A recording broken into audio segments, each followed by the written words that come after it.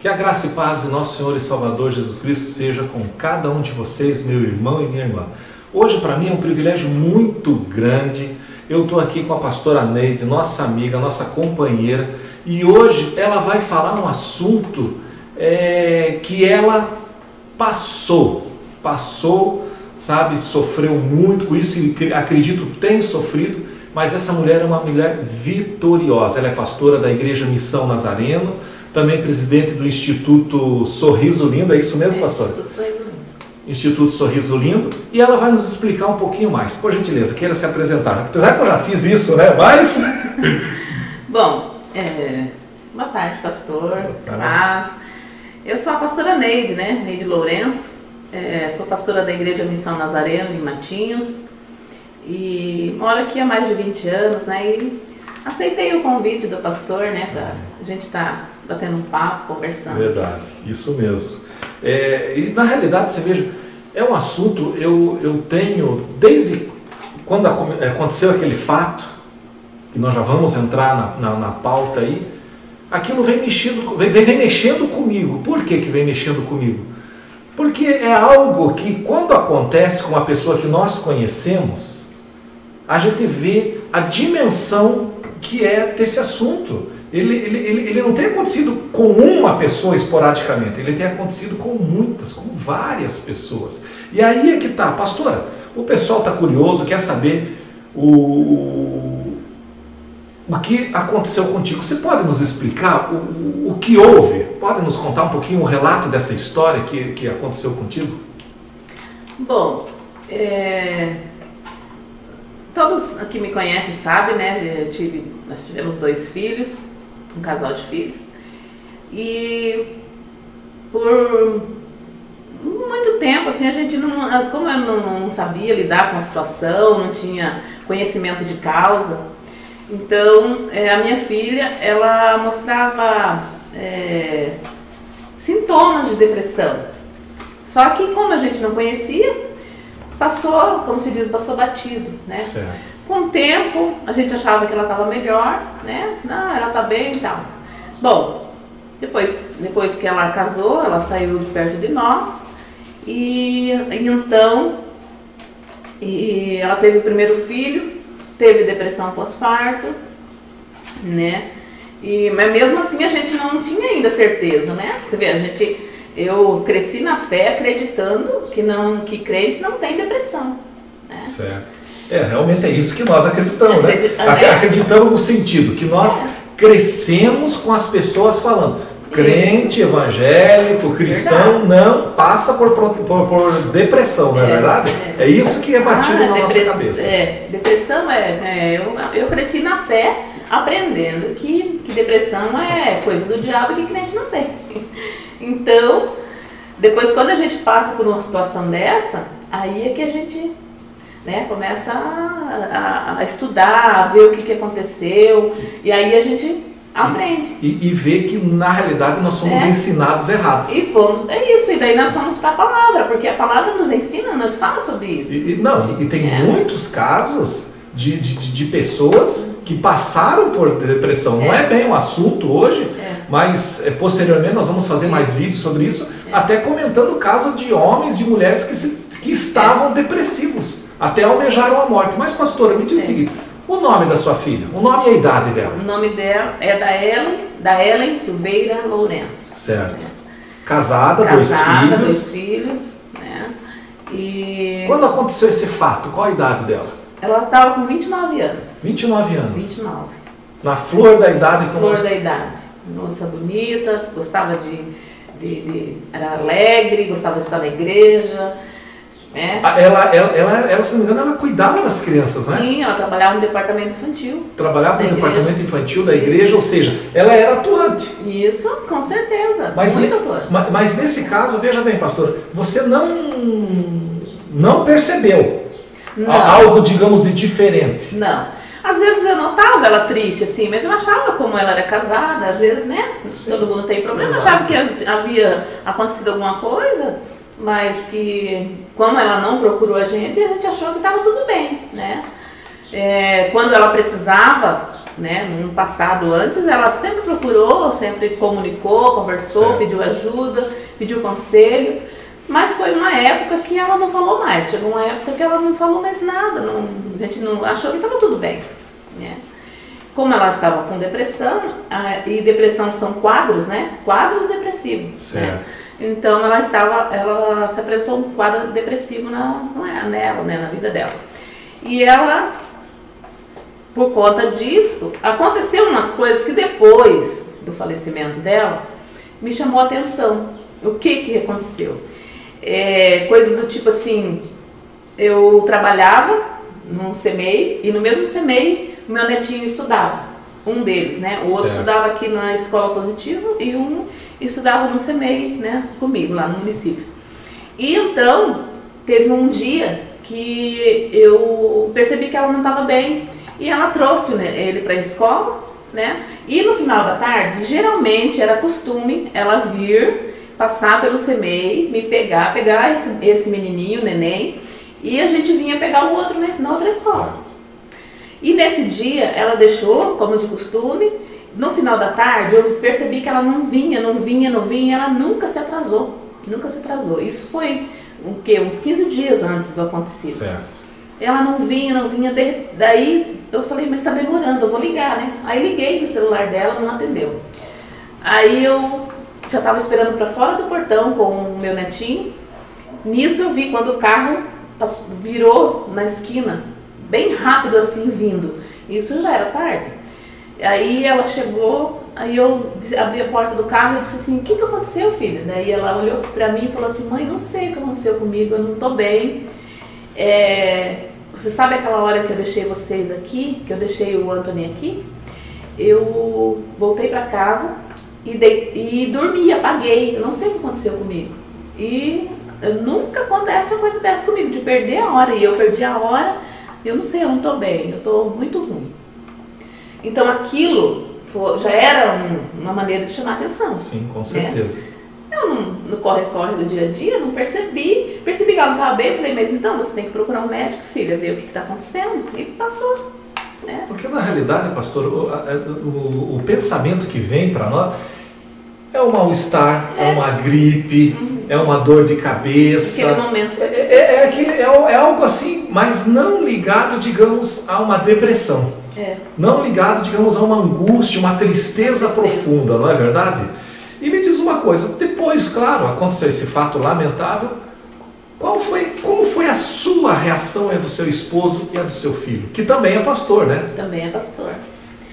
Então, foi um choque. Foi um choque pra gente, porque a gente não esperava, né?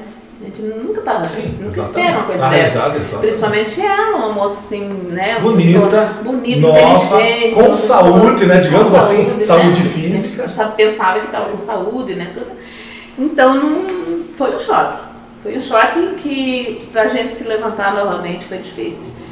Então, meu esposo sofreu muito, muito mesmo, e até hoje ainda assim, até hoje é difícil. Eu sinto assim que para ele foi mais difícil ainda do que para mim, né?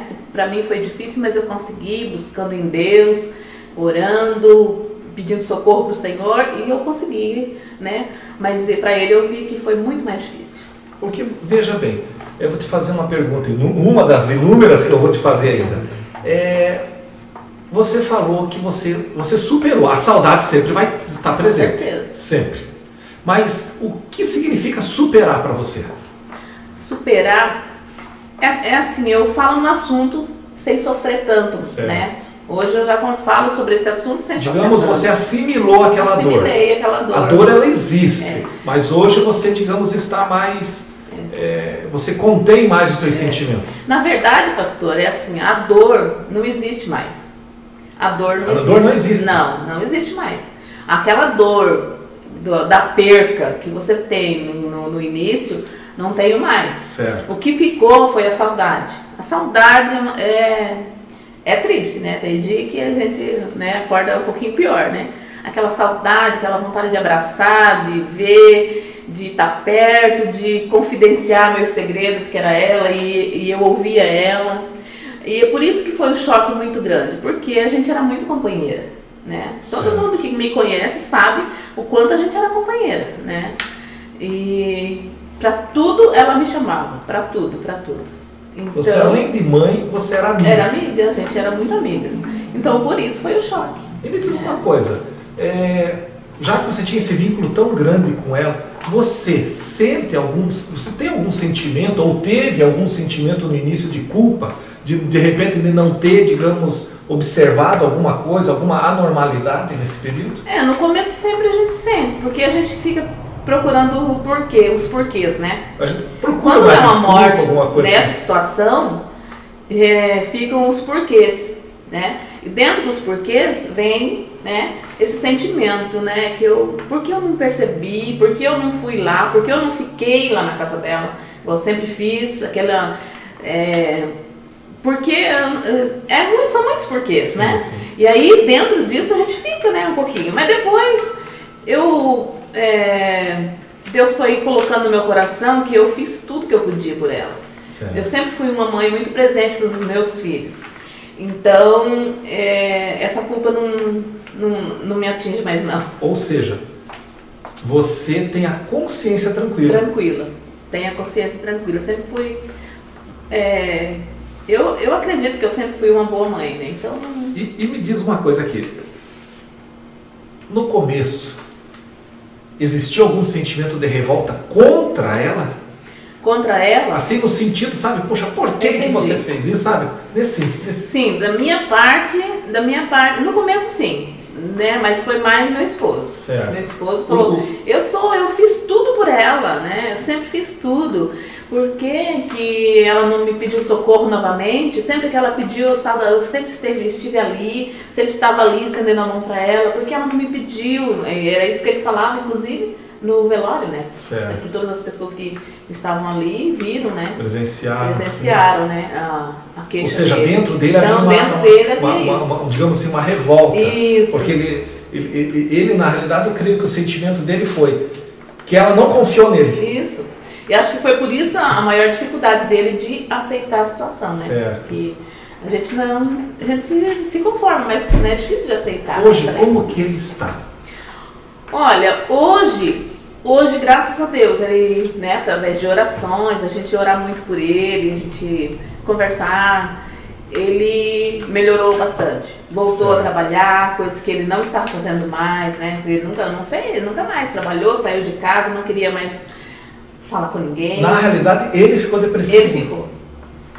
E como que ele saiu dessa situação? Porque você veja, nós estamos falando de uma depressão que houve com a sua filha, e depois o pai acabou entrando nesse estágio. Aí o pai ficou, né? Não queria ver ninguém, não queria receber ninguém. Se alguém batesse lá pra ver ele falava, eu não vou atender, não quero falar com ninguém, não sabe? Hoje ele superou isso? Hoje ele superou, graças a Deus. Hoje ele tá trabalhando, já conversa com todo mundo, já sai, né? Já é um pouco mais...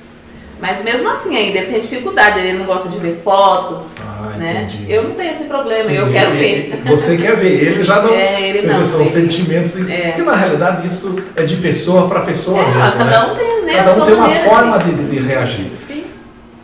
Pastora, você pode me explicar, ou tentar me explicar, existe uma diferença de você fazer, digamos, vamos usar essa palavra, de fazer um luto por uma pessoa que sofreu um acidente, de uma pessoa que partiu por causa de uma doença e uma pessoa que morreu dessa forma? Existe uma diferença? Os sentimentos são diferentes? Eu acho que o sentimento de perca é a mesma, né? Certo. O sentimento de perca é a mesma, né? Mas eu acredito assim que justamente por querer saber como foi que aconteceu e o porquê aconteceu, então a gente tem um pouco mais de dificuldade para assimilar isso, para entender, né? Mas eu acho que o sentimento é o mesmo. Não muda, né? Muda. A dor é a mesma. Eu acho que a dor é a né? mesma, a falta é a mesma, né? E como você, além de pastora, sua filha também evangélica, tudo, qual foi a reação das pessoas, vamos falar da comunidade em geral? Vamos focar dos evangélicos em especial. Como foi a reação dos evangélicos em relação à sua pessoa, comentários, enfim? As pessoas de convívio, né? Certo. Essas pessoas de convívio. Então, para elas também foi um choque. Eu entendo assim, né? Que não é fácil ver uma pessoa como ela, que aparentemente alegre, né? Uma pessoa. Então, e como essas pessoas também, muitos não abriram a mente ainda, né? Para entender, certo, né? Que depressão só vem, né? Que não é coisa de crente. Então essas pessoas também têm dificuldade. Eu entendo isso. Depois eu passei a estudar sobre isso, a ler muito sobre isso. Eu passei noites e noites em claro, curtindo a minha dor, porque eu não conseguia mesmo dormir. Certo. E durante esse tempo todo foi um processo de aprendizagem. Eu fui partir para ler, estudar o que aconteceu. E então eu fui entender tudo isso. E as pessoas também têm essa dificuldade. Então de algumas pessoas, claro que me abraçaram, eu fui muito... Teve pessoas que cuidaram até de mim, né? A comunidade, assim, de um modo geral, eu não posso te dizer, porque eu não conversei com todos sobre isso, e muitas pessoas não falam pra gente, geralmente falam por trás, né? Sim. Mas teve outras que eu tive que aguentar. Digamos assim, nos seus comentários, nos comentários dessas pessoas, foram maldosas até. Vamos usar assim esse termo. Pessoas que falaram... Teve alguém que chegou pra mim e falou assim: ué, mas você não... Quantos anos de crente você não explicou pra ela que quem morre, quem se mata vai pro inferno? Meu nessas Deus palavras. Não fizeram rodeio, foi nessas palavras. A pessoa foi objetiva. Foi. Ou seja, então, me desculpe o termo, não sei quem é, e não quero nem saber. Na realidade, a pessoa, digamos, ela foi para ofender mesmo. Foi para ofender. Ela já fez um julgamento. Porque tem outras pessoas que, mesmo que pensa, não falou porque respeitou a minha dor, sim, né? Mas teve pessoas que chegou e falou, né? Diretamente. Aí, o que eu fiz? Eu também não ia brigar por causa disso, porque eu não vou entrar na mente da pessoa e mudar, né? Então, mas aí eu disse assim, sim, ela foi ensinada assim. E daí eu não pude responder muita coisa para ela, porque eu estava em público, foi justamente no lugar público ainda. Então, o que eu fiz? Me despedi dela e falei, numa outra ocasião a gente conversa. E fui embora. E deixei pra lá. E orar por essa pessoa. Orei por essa pessoa, para Deus abrir a mente. Para Deus abrir a mente, né? Para que tire, digamos, esse espírito de juízo, na verdade. Juízo, porque não somos nós que julgamos. Exatamente. Né? Pastora, o Espírito Santo é um consolador mesmo?